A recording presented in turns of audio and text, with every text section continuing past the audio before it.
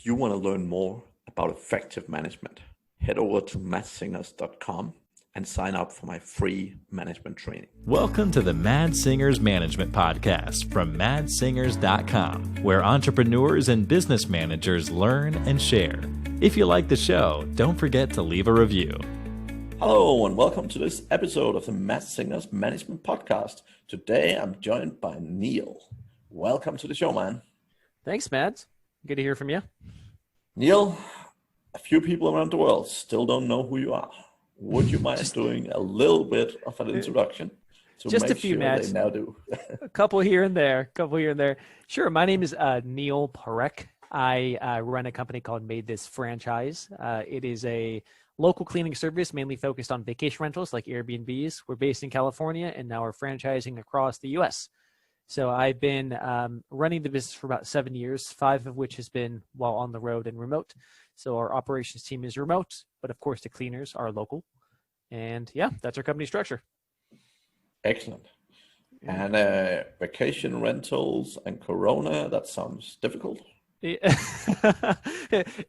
Especially in March, April is very difficult. You'd be surprised how quickly it rebounded, which I don't know if this is a good thing, especially considering it's the U.S., but we're back to full capacity already, which is interesting. Yeah, I think interesting is a good way of looking at that. Good. Well, that's at least business going well, so that's good to hear. Yeah, there we go. Right. Neel, we talked a little bit about EOS before this show, and I've actually recently talked with probably someone we both know, Ronnie, who have also recently implemented EOS and started working very effectively. So I would love to talk a little bit about EOS, and then I'm also super curious about your franchise. But if we start out with EOS, do you want to tell me like how you went about it, how you went about implementing it, and so on? Yeah, absolutely. Matt, I'm actually curious about one question I'm going to ask you. You have your own management system, and I've sat in on your presentations a couple of times, loved them. I think there's gold nuggets in every single presentation I sit in where you're presenting. How is that? Is it very similar to EOS in terms of what you have? To a large degree. There's definitely, particularly around team meetings, I have a little bit different philosophy on how to do that. But in general, it's very similar. Yeah. Okay. Yeah. So we implemented it about a year ago, and I think what we have is almost like an EOS light. Like there's so many aspects of EOS. You do a 10-year vision, a 5-year vision, and we kind of took the slim down approach to it, which made it more bite-sized. So the actual process of implementation for us started with setting goals, which is called rocks.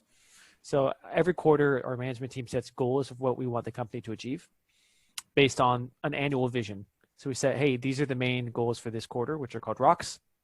And then we assign those rocks to each management team member who is held accountable to them on the weekly meeting. And at the end of the quarter, we review who knocked out what items and if they accomplished the goals or not. Yeah. So the other aspect, which is equally important, is what I call the scorecard, which is basically your company KPIs. And the trick, which has been so effective for us, is just making sure you review rocks and scorecards every single week at the level 10 meeting. So it's called level 10 because you rate the meeting from 1 to 10, 10 being it was a kick-ass awesome meeting. And we go over the rock scorecards as well as issues that we need to cover for the week. And that's really the glue that holds it together, because if you don't have ongoing meetings, how do you hold anyone accountable? Those are the aspects of what we had to do. And candidly, it was kind of awkward at the beginning. Implementing a brand new system, setting goals and holding people accountable it took a couple quarters to get used to.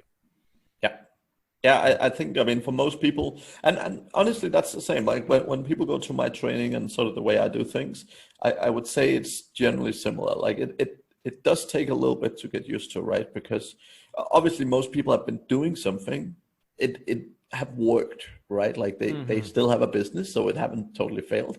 It have worked, and therefore that's what they're used to, right? So actually doing something different definitely takes time and some effort.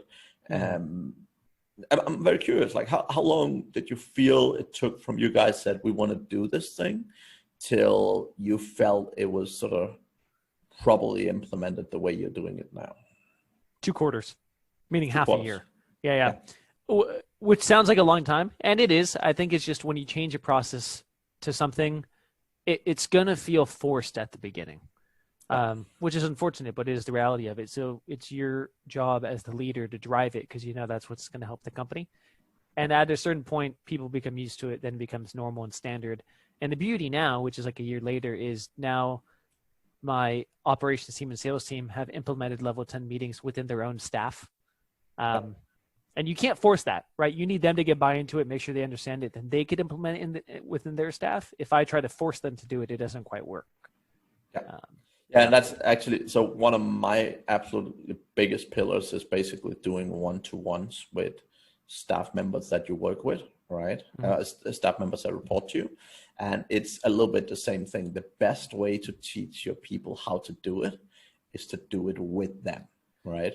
So like corporately, when I used to work with IBM and so on, you all these managers saying, oh, you should do one-to-ones, you should do one-to-ones, but they weren't doing it themselves. So it's a bit like, if people haven't experienced the value of doing it, they don't understand it. And the problem with those things is it's so easy to just miss it out and not do it. And therefore, actually the best way to show things in general is actually show them by doing it, right? And how often do you do one-on-ones? I do it weekly with everyone that reports to me. Got it. And I'm curious about this because we don't do official one-to-ones because I'm kind of always in communication with that team, especially the people who report directly to me. What is your opinion on that? It's almost like we talk to each other all the time anyways. Do we really need a one-on-one to talk more? My opinion is it's probably the biggest differentiator that you can do to impact the performance, right? So you already have targets and goals, and now you're going through it as a team, which is great. Really my preference because the thing is, sometimes there's things that, is better discussed on a not team level than on a team level. And I think for me, fundamentally, one-to-ones is about holding people accountable, going through the goals and so on, and really fundamentally building relationship, right? I think what most people really miss out from a business standpoint is this whole relationship piece with their staff, right? And we touched a little bit on this before the meeting, but one of the key things is really about making sure that you actually build a relationship with your employees. That doesn't mean you have to be the best friend. It doesn't mean you need to go barbecuing with them in the weekend. But, if someone comes to you and says, hey, can you help me move this weekend? Right? If you say yes and no, depend generally on how good a relationship you have with that person, right? And business is the same. If people feel that you don't care about them or you don't have a strong relationship with them, like if someone calls you up and say, hey, Bob is sick, I can't go to work. If you don't know if Bob is their kid, their husband, or their dog, like my opinion is you don't know your staff well enough, right? And again, it's not about being friendly. It's not about being someone you're not. It's about showing actual appreciation for your staff and who they are. And I think that whatever that format is, like, I teach a certain format that I think is great in the beginning. But whatever that format is, spending that time to build relationship is for me one of the biggest differentiators. And I think generally with meetings, the fundamental problem in general is it's the manager who does 80% of the talking. So wherever it's normally one-to-ones, team meetings, the manager ends up doing 80% of the talking, and it ends up being sharing updates about the business instead of actually being stuff that should be in a meeting, which is things you need to take action on. It's things that like performance and so on, right? Where, like, because most of the time when people is just sharing information, they could do that in an email and you didn't have to put 10 people into the same place at the same time and so on, right? Mads, I'm interested on that. Do you have kind of a rule of thumb of a manager should be talking for X% of the meeting? As little as possible, right? So the key philosophy, like when I do a team meeting, my philosophy about team meetings is they are for the team, right? So the goal of the whole team, like in your case, like you would have a team meeting with your exec team, and the whole goal here is for the team to solve the challenges. It is not for you to solve the challenges for the team. It is for the team to solve their challenges with each other, right? And the key thing here, and this is what a lot of people always say they're missing from their teams, is they feel they're missing ownership. They feel they're missing initiative. And the reason they're missing that is because when you start talking, everyone else shut up. So if you say, oh, we have this problem, we should maybe do this. What do you guys think? Well, you already told us what you think we should do, so we're going to agree with you, right? In most cases, right? Yep. So the fundamental, as the leader, when I'm the leader of a group, I generally have two rules. I want to talk the least and I want to talk last, right? So here's a question for you, Mads, on that one. Yeah. Which I think a lot of people listening might have the same question. The conversation's not going the way you think it's most productive. Meaning, if I hear my team talking, I'm like, guys, we're talking about the wrong topic. You guys are going in circles. Let me just interject. Yeah. What do you think about that? Then you need to have a good meeting manager who actually manages the meeting. So again, every single meeting, the most effective meetings have a clear agenda with specific time slots for each talking point or per person, right? So for example, when I run a team meeting, each person have a set slot of how long they talk to give an update, right? Now, if they have, and I like, one of the big problems in business is that everything happens in 30 or 60 minutes intervals because that's how Outlook works. But when I make an agenda, I love giving people like 7 minutes or 8 minutes or whatever, because it makes it clear, like it's not just 10 minutes as in that could be 8 or that could be 15 or whatever. But when I say 8 minutes, I mean 8 minutes, right? And that forces people to learn the most important skill, and one of the most important skills in business, which is prioritization. So if you have 8 minutes and you have 20 things you want to talk about, that's probably not going to happen. So you need to prioritize and say, what are the 3 things that I want to talk with my team about that's going to make the biggest difference, right? Yep. And that is a critical skill, right? And one of the big problems, I mean, particularly corporate, when you have physical meetings, the amount of meetings that drags on and on and on with people just talking about whatever, but doesn't come out with much actionable things to take away is mind-blowing, right? So the fundamental aspect of a meeting is they should be used to make decisions. So if you have a certain problem, your team sits down and say, we have this problem. You know, ideally you've shared the data, you've shared the information before the meeting. So the purpose of the meeting is for the team to make a decision, all right? Now, this is also where effective management come in, because if you're a good manager, you probably know before the meeting what that decision will be, or at least you've talked with people and you have a good idea where the wind is blowing, right? But fundamentally, meetings are about making decisions, are about talking about delivery, talking about goals and what you're gonna do to make it up. So let's say you go in a meeting and you're like, oh, dude, you know, you're behind target for this month. You know, we're just, what is it, 7th of July today. So, you know, we're just reviewing June's performance and, you know, you didn't deliver. Now, when you come to the meeting and you know you haven't delivered, you come to the meeting with an action plan, sharing with the team of how you're gonna not just hit the target next month, but hit the target next month and make up what you're behind.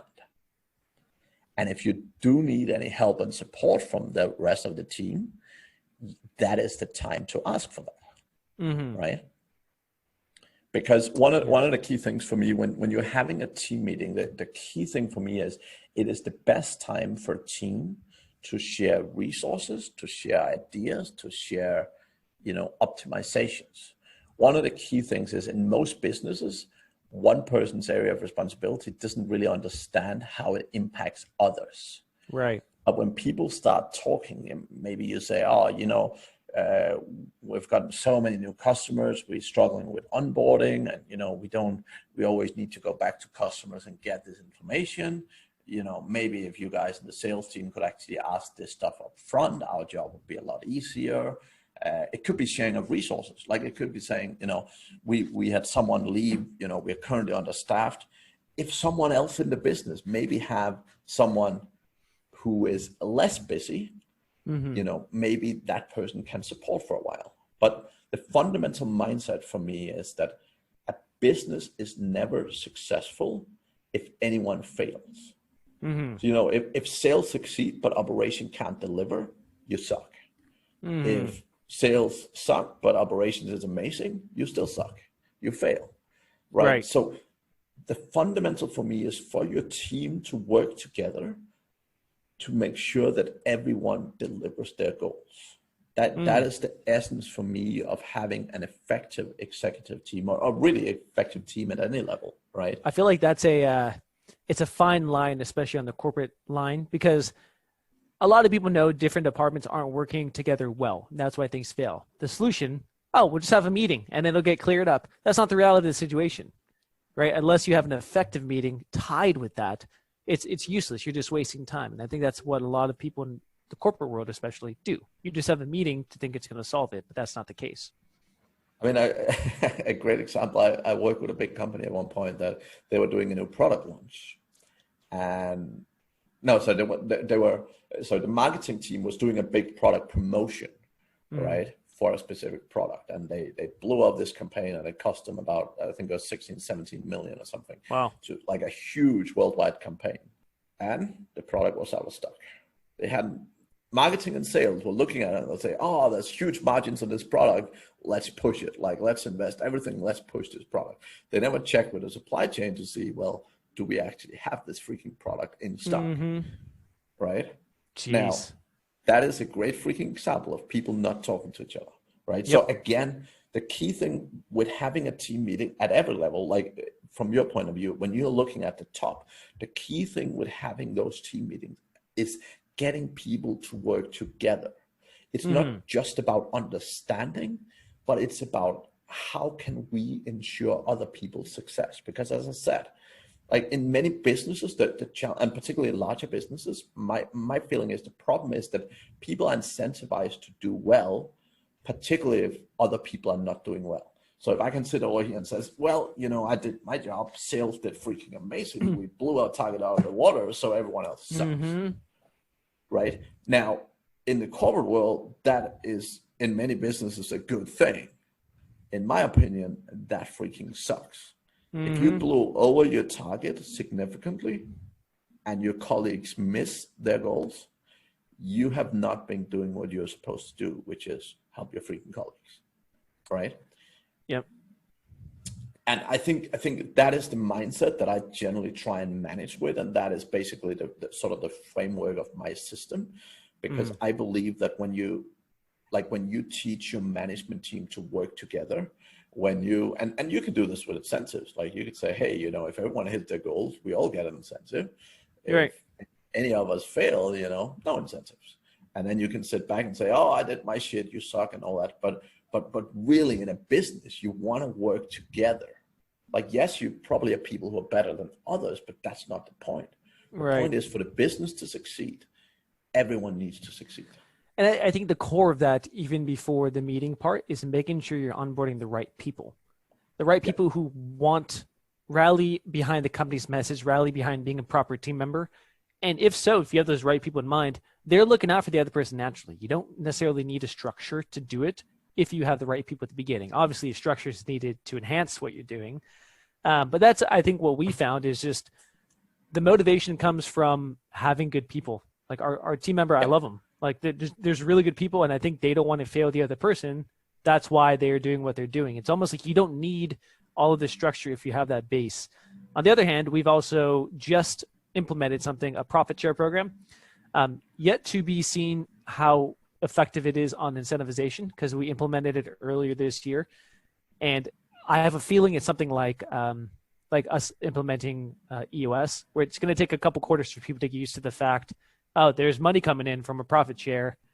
And, the goal is just for people to be aware of like us wasting money and them to take ownership over, hey, this is our pool of money that we're going to see. So anyways, yet to be seen if it's going to be effective or not. I think they need to see the money coming in which it's just in the brand new phase, so it hasn't really hit home for them. But that's something we're doing to try to rally people behind the same cause as well. Excellent. I like that. I Yeah. like that a lot. Right. So where are you with the EOS right now? So you're basically implemented. How long have it been running? About a year. About a year. Okay. Excellent. Yeah. Yeah. So you basically felt really good about it for about 6 months or so. That'd be... Yep. About 6 months. I think the quarterly meetings are going well. We're going to have our next one coming up. I think setting the rocks, scorecards. I've actually tied the profit share to the core values, which are based on EOS as well for the quarterly reviews. So that part's all set. I think the part I candidly and probably need to do better is holding team members accountable to what they say they're going to do, which is tough because I think naturally I tend to be a people pleaser. And I think it's also very important to know what your personality default is, especially as a manager and a leader. I'm naturally a people pleaser, meaning I don't want to stir the boat. And I recognize that. So as it comes to holding people accountable, I tend to have a little bit of a struggle with that.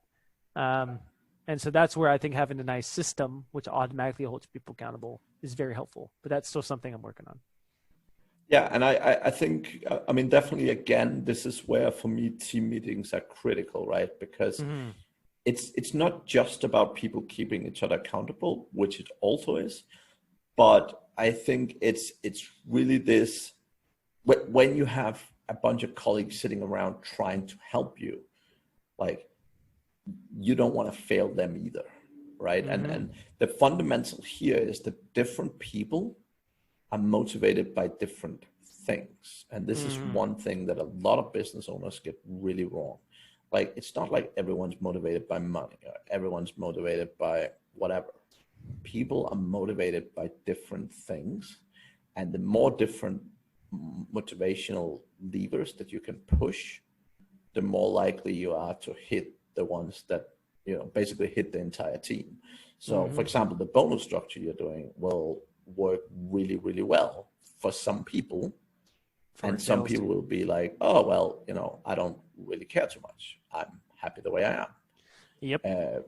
So understanding that people is different is really, really key, right? Because Mads, what tool do you use to understand that? I use DISC. So I'm a big advocate for the DISC behavior tool. And that basically, for me, that basically helped me understand all of that. Okay. It's one of the key foundations for my management training in general. And it's fundamental because one of the things, a lot of these, I mean, Myers-Briggs is probably one of the most popular, right? And the challenge with something like Myers-Briggs is you're kind of like, hey, Neel, take this test and then I know who you are. The fundamental and the reason why I'm a huge advocate of DISC is that when you learn how to use it, basically what happens is that you become able to tell people's personality without them doing a test. And that is powerful because the problem with tests is twofold. One is a lot of people don't actually know themselves that well, believe it or not. And two, particularly in interview situations where this ability is fantastic, people will generally tell you what they think you want to hear rather necessarily than the truth. So if you have a job post and it says, we need someone super organized, and you have some kind of personality and it says, are you organized or something along those lines, people will always answer yes. And I know that because I've tested it out, right? Yeah. So people aren't stupid. Well, most people aren't. And I think that's where, for me, most personality tests breaks down in one of those two areas, right? Do you still have the team take the actual test, or do you just already know at this point, you're an I, you're a high I? Yeah, it's not needed. I mean, it's well, I mean, for me, basically, when someone I don't know sits down next to me in an airplane, I can generally tell the personality, right? So it is literally when you learn DISC, when you get good at behaviors, it is literally a 10, 20-second thing. Right?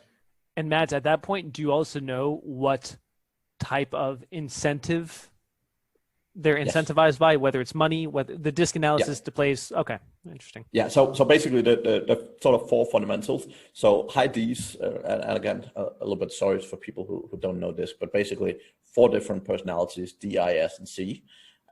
So basically high Ds are generally motivated by money, power. So like promotion, being given important projects, getting paid more money, bonuses, etc. is core motivator for Ds.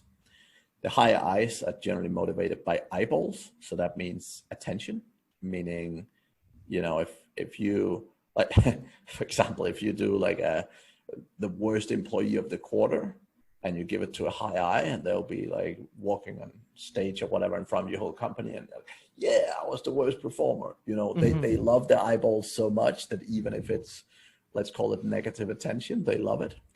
And generally they also somewhat get encouraged quite a bit by money, because most high Is have learned that if they have a lot of money, they can buy stuff that makes people look at them. But sort of core fundamental money doesn't really motivate them so much, but basically because they realize what they can do with money, basically money becomes important to them. And then you have the high S's, who are absolutely not motivated by money at all. They're motivated by other people's happiness generally. So for them, the best thing you can do is team bonuses, because if you have a high S and if you say, I'll double your salary next month if you hit the goal, they'll generally be like, whatever.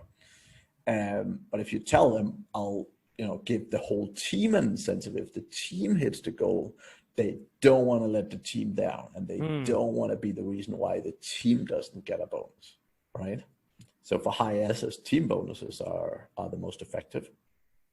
And generally, like, they're motivated by happiness of people and good things happening, and things like a team retreat or a team event, or something that brings people together and creates happiness and so on. That's what motivates them. And the high Cs are generally motivated by being right. That sounds a bit interesting, but unfortunately, by nature, high Cs care more about being right than being effective. And what that means is, like, if they have an argument or something, they're always trying to win. To them, it's like winning or losing an argument. It doesn't really matter if the actual outcome of the discussion is not very positive. In terms of how they get motivated, if you actually, instead of giving them a bonus, like, buy them a bigger monitor so they can do their job more efficiently, they would be much happier for that, right? So interesting. Yeah. So just breakdown. Again, even if you don't know the different personalities, etc., understanding that people are motivated a lot by different things is really important. Right? Yep, absolutely. And on our end, I mean, look, we work with this is about the office staff. Call it white collar labor. It's a remote team. Fall easily within the disc analysis, and I could actually see where our team members are along that. What we also work with is a lot of blue collar vendors, who are the cleaners we work with. It's a different, I don't want to call it skill set, but there's a different way to manage, I think, office workers versus blue collar workers, which is actually very different. I mean, I think it probably falls in line with the disc analysis, but the incentives and how to actually motivate them, I feel is very different. So that's another thing to consider. It could also be a question of the type of people you have doing those jobs. So it could also very likely be that the people you hire to do cleaning maybe have different types of personalities than people you hire doing the office work. True. My experience in general is that, again, the way this flows through and the way this works is very consistent. And I think generally, obviously there can be a difference in the sense of, some people would take a cleaning job because they just need something to make some money. And no matter your personality, if you're doing it because you've no other option, your whole mindset is probably slightly different than, if you have a job that you really like and enjoy and so on, right? So that in itself can definitely make a differentiator, and it can also kind of make a difference in how you want to manage those people, right? Because with people who are doing a job they don't want to do, you might have to be a little bit more forceful sometimes and so on, right? But everything else being equal, generally people want to be managed the same, if you will. Yeah. At least what I found, and these are all cleaners who want to do what they're doing because, generally those are the ones who are very motivated. I've tended to find, at least in the blue collar world, recognition works a lot more. And it could be just the type of personality these people tend to be.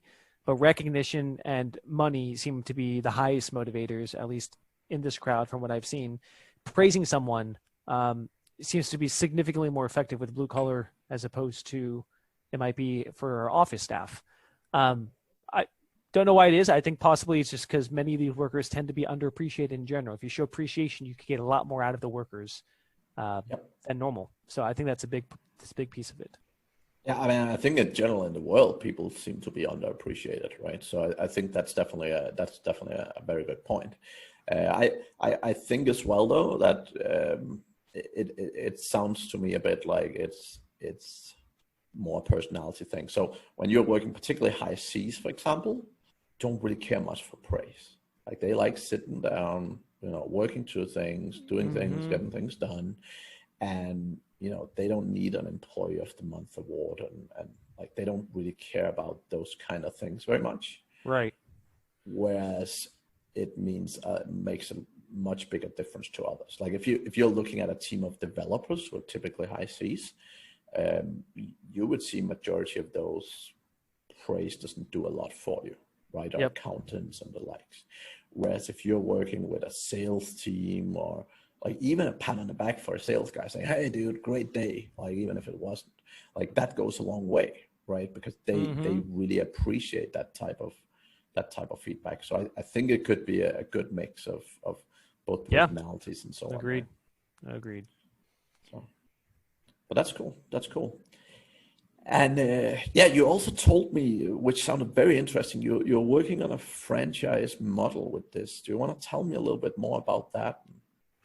Yeah, sure. So with MaidThis, what we are is a cleaning concept, and we work with a lot of vacation rentals. We do regular residential cleaning as well as vacation rental cleanings in California, and now we're expanding across the U.S. with the same franchise model.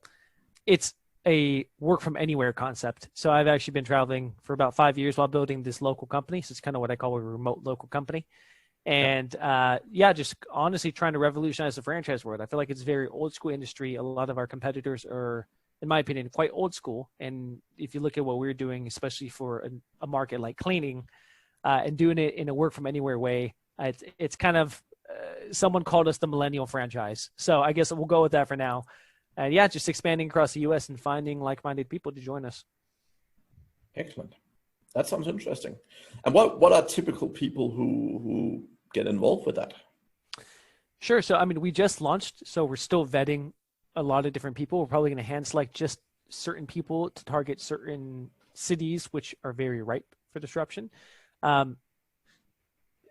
Jury's out in terms of who would be the best fit. I probably see it as someone similar to me. I mean, you're coming from the corporate world. Maybe you want to escape what you're doing, or maybe you have an existing business which is really good at marketing and you want to expand again to local spectrum. It could be a variety of different people, but probably someone who fits in kind of this crowd is what I'm saying. Cool. Yeah, that sounds really interesting. And I really like, the franchise model in general is great, right? And I think, I think it's a very interesting concept that you're trying to sort of bring a bit of youth to it and bring a little bit of sort of new eyes to it, right? Because typically franchise has been something where you needed to, like McDonald's or whatever, where you need to pay a ton of money, and often a good investment, but it often takes a lot to get started and so on. So I'm really interested to hear how you generally get on with this. Yeah, and I mean, you'll like this. We're pretty much forcing everyone to use both the EOS as well as the profit first system. So it's stuff which is like, hey, we've spent a ton of time trying to figure out a good management system and have something which is working. Now we're just going to force everyone to use the exact same management system and obviously add their own flair to it, right? Every single manager is going to be a different person. Every leader of their business is going to be a different type of leader, which I think is very important. But if you have a system like your system or EOS actually implemented and have everyone running it, things can be done much more efficiently from the beginning. I kind of wish someone told me just to have a management system at the beginning, but no one did. So now we're just going to make all of our franchisees have the same system. Yeah, and I love that, right? Because I mean, again, if you look back at McDonald's, right, that's actually probably one of the reasons why they've done so well, right? Because they didn't just say, oh, build a store like this, but they really focused on making sure people had the same experience with like if you visit a McDonald's in New Orleans, or you visit one in Europe, you have a somewhat similar experience, and I think that's something generally for franchises to strive for, because you want people, like, again, if people move from New York to wherever and they use the same service, you want them to have a very similar experience, right? So making sure that you have solid systems that you're sharing with the franchisees sounds like a solid plan for sure. Yep, absolutely. Excellent. Well, that sounds very exciting, Neel. I'm very excited to hear how you get on with that. Thanks, man. It's exciting stuff. So before we finish up, anything else that you feel, any great advice that you really want to share, or anything you think would be super valuable for the sort of small entrepreneurs that you've learned over the years? Yeah. I think what's always interesting is learning from other people's failures, right? It's not like everyone's born a great manager. Well, Mads, maybe, hey, you were born a great manager. Who knows? But at least for me, I think what I found out through the years, so I came from a corporate background. I worked in venture capital for a while. One thing I realized while being there is you never really get to act like yourself. You're oftentimes trying to impress other people or act in a certain way that the corporation expects you to act. And what that means is even your management style ends up being whatever the company wants it to be. You don't really get to be yourself. So I think even coming in to managing my own team and creating my own company culture, the parts I failed were where I was not being myself, where someone said, hey, you need to be stricter, where someone said, hey, you need to do this. And it was just against my personality. Every time I took that advice, I ended up not doing it. It was the wrong decision or ended up pissing someone off. And that's because I think from a team perspective, when you're managing people, first and foremost, they want to know they could trust you. And that's by being authentic. That's why by being yourself and being who you are first. Once they trust you, everything else is secondary. And then you can manage them based off of that. But if you're not acting like yourself and you try to do something, it's so off character that people are just going to sense it and it doesn't work. So for me now, I'm generally a pretty friendly person, right? So the way I manage people is more of coming at them on a friendly aspect. I'm not going to be buddy with all of my maybe direct reports, but we are very, the way I manage them is more like, hey, look, let's just sit down and talk. It's almost like if we're having a beer, we're sitting down like, cool, tell me what's up. We're going to have a quarterly review right now. That's just because that's my style. That's my personality. So my advice to anyone would be, don't go against your nature if you're trying to manage people, because the number one thing you want to build is trust, and you only do that by being your authentic self. So make sure you do that first. Yeah, I definitely love that. And I think, I totally agree with you, both corporately, but also this is what I see a lot of entrepreneurs fall into. Like they look at these people, like many of the people who idolize the worldwide, like Musk and so on, right? Like they have very distinctive styles. Mm-hmm. And that doesn't mean that works for you, right? Correct. Because, and this is actually, again, one of the key things with DISC is really figuring out like what is your absolute core strength and what is your weaknesses, because you want to do more of what you're good at and you want to do less of your weaknesses, right? So really having a good handle on what you struggle with and what you're good at is really, really critical to be the best version of yourself. Right. Yep. And totally agree that a lot of managers fall into this trap, and they try and be a lot of the time, particularly reserved people try and become a lot more assertive than they really are comfortable with. Right. Yep. And that is definitely something that, a lot of people end up having some very bad experiences with. Right. Yep. And the challenge is they're just following common advice, if you will. Right. Mm-hmm. Absolutely. So, excellent. Well, that was awesome talking with you, Neel. I will, I'll really look forward to hear how you're getting on in general. And if people are eager to either get hold of yourself or want to know more about your cool franchise and so on, how do they do that? And what's the best way to contact you? Sure. They could go to MaidThis franchise, MaidThis franchise.com. Also, if you just search me on the web, my website's neelparekh.co. So just shoot me a message, and always happy to talk. Excellent. That sounds fantastic, man. And to the audience, you'll get the chance to listen to us again next week. Thank you very much for listening. Thank you for listening to the Mad Singers Management Podcast. Please leave a review. It means the world to us. You can also learn more about management at madsingers.com.